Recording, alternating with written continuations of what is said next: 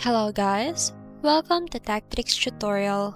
In today's video, I will show you how to change or switch language on iPhone keyboard. So without further ado, let's get started.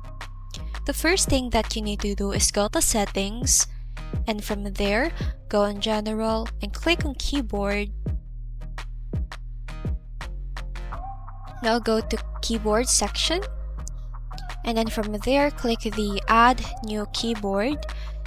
So search the country or language that you want to add to your keyboard.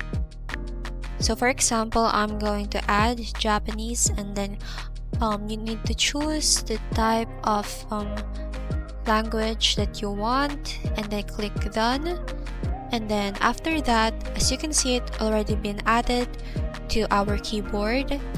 And what you're going to do after you do that is to go to your notes or any platform that will make the keyboard appear. So here I'm going to type anything.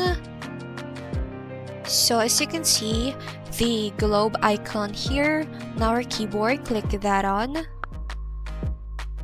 And then after that, it will be switched to another language, just like I did in this one.